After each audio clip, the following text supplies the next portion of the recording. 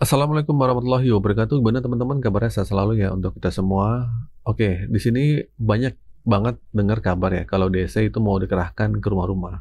Ya, mulai Agustus ini. Katanya mereka sudah disiapin surat tugasnya. Dan begitu sampai nggak ada lagi toleransi, negosiasi atau cicilan. Semua harus lunas. Ya Bapak nggak tahu aturannya. Udah saya bilang nggak ada orang di sini. Jangan seenaknya Bapak kayak begitu. Jangan mentang-mentang sama perempuan berani ya. Apa yang nggak ada aturan, Bu? Ada aturan nggak ada aturan. Ya sekarang Bapak nyuruh saya bayar. Saya nggak punya duit buat bayar, mau diapain? Memang. Apa yang maksudnya Ibu siram-siram? Nyalain air. Kurang gede nih. Bapak yang nggak punya etikat baik. Emang nggak bisa Bapak datang lagi besok? Saya datang ke sini, ini datang sesuai SOP kok. Kami datang kerja di jam 7. Iya. Iya, apa? Ya terus sekarang kan saya udah bilang, Bapak fotoin saya. Bapak bilang ke perusahaan Bapak, ini saya udah ketemu sama istrinya. Lah saya istrinya. Ibu siapanya perusahaan ngomong kami memaksa untuk suami gue bayar. Bukan suami ibu nggak bayar. Saya udah bilang nggak ada. Jangan disiram. Iya sekarang kalau ada duit mau dibayar pakai apa? Hah? Ini debt collector dari Kredivo. Datang dari jam 7 pagi mengganggu kenyamanan orang. Udah saya bilang suami saya nggak ada di rumah.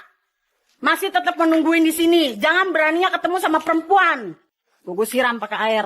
Kalau lu juga takut, coba deh tarik napas. Gue mau ajak lu bedah surat tugas yang bikin banyak orang ketar-ketir. Ya, jangan takut, karena rasa takut tuh cuma bikin lu makin terjebak. Oke, masalah surat tugas nih, ya surat tugas DC, catat sejak awal ya. Di situ lu perhatiin, kebanyakan surat tugas itu ada yang aneh, ya. Itu nggak jelas dari pinjol mana biasanya. Nggak ada nama aplikasi spesifik, nominal utangnya, cara bayar jelasnya. Intinya surat-suratnya itu agak cacat. Pakai tulisan tangan lagi. Nah ini cuma dibuat sama DC buat nakut-nakutin lo. Terus DC itu sengaja bikin scenario kayak gini karena mereka tahu saat lo panik, lo bakal langsung kacau pikirannya. Jadi lo gampang percaya sama semua ancaman mereka. Mereka tahu orang-orang yang punya mental lemah, yang nutup-nutupin utang dari orang tua, tetangga, atau pasangan adalah target empuk mereka. Akhirnya, karena DC beneran datang, lu jadi nekat gali lubang tutup lubang. Pinjam sana sini buat utang lama. Padahal surat tugas yang mereka kirim itu nggak ada artinya sama sekali. Dan itu juga biasanya bohong. Surat tugas yang dikirim dari WA ke lu tuh biasanya tuh surat sejuta umat. Semua orang gagal bayar tuh dikirimin surat kayak gitu. Aneh kan? Nah, di sini lu harus bedain ya. Lu tidak mampu atau tidak mau bayar. Ini buat lu yang sedang gagal bayar. Gue tanya ke lu lagi nih. Lu tidak mampu atau tidak mau bayar? Oke, pertama gue jelasin dulu tentang masalah yang tidak mampu bayar. Ini buat lu yang sudah mati-matian berusaha. Kerja pagi sampai malam, tapi rezeki masih belum ada. Lu sudah coba kesana kemari, pinjam sama tetangga, tapi hasilnya nihil. Lu sudah berjuang, tapi memang keadaannya hidup emang nggak memungkinkan. Kalau lu di posisi ini, harusnya lu nggak perlu khawatir. Ini bukan salah lu. Ini adalah fakta hidup lu. Oke, buat lu yang tidak mau bayar, nah ini buat lu yang ada duitnya tapi malas bayar. Lu sibuk cari pelindungan atau orang-orang nawarin jasa buat ngelindungin lu dari pinjol. Nah, tipe-tipe kayak gini biasanya memang dari awal niatnya emang nggak mau bayar. Jadi kalau lu benar-benar tidak mampu, seharusnya lu nggak usah cemas.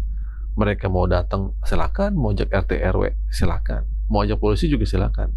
Tapi beda kasus untuk orang yang tidak mau bayar atau alias malas. Selain DC datang ke rumah, banyak juga yang dikirimin chat atau email yang isinya ancaman atau dibawa ke pengadilan. Ya, mereka pakai kop surat yang seolah-olah dari lawyer, ya dari pengacara. Isinya kurang lebih, Anda akan diproses hukum. Semua pinjol sepakat membawa Anda ke pengadilan. Padahal ini semua gertakan. Kenapa? Karena lawyer itu tidak bertugas nagih hutang. Pengacara tuh nggak ada tugasnya nagih hutang. Kalaupun pinjol bekerja sama dengan lawyer, prosesnya nggak sesimpel itu. Pinjol kebanyakan nggak mau ambil jalur hukum karena biayanya mahal, prosesnya ribet, dan mereka tahu ada banyak sistem internal yang nggak boleh diketahui publik. Misalnya soal bunga yang mencekik, biaya layanan yang nggak transparan, atau cara penagihan yang melanggar aturan. Kalau sampai ke bawah pengadilan, semuanya itu malah bisa terbongkar. Makanya pinjol lebih milih kerjasama sama pihak ketiga buat nagih utang. Mereka pakai DC yang suka ngancem-ngancem pakai bahasa hukum, padahal nggak ada dasarnya. Ya, Intinya selain DC masih ngancam-ngancam, itu tandanya mereka nggak bakal datang.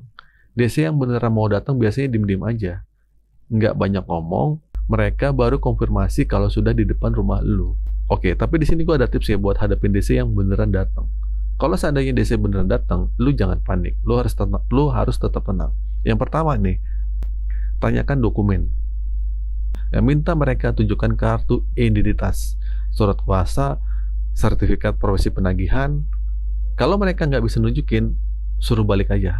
Bilang, besok aja datang lagi kalau dokumennya sudah lengkap. Nggak apa-apa, lu harus kuat mentalnya. Lu harus berani ngomong ke DC-nya. Terus kedua, jujur dan terbuka. Sampaikan aja alasan kenapa lu belum bisa bayar. Jujur aja, maaf saya belum ada uang karena saya baru di PHK. Ya, maaf saya belum punya uang karena saya nggak ada uang. Ya udah, mau gimana lagi, emang uangnya nggak ada. Kalau mereka nggak mau ngerti, itu urusan mereka deh. Jangan tunjukin kelemahan lu. Ya.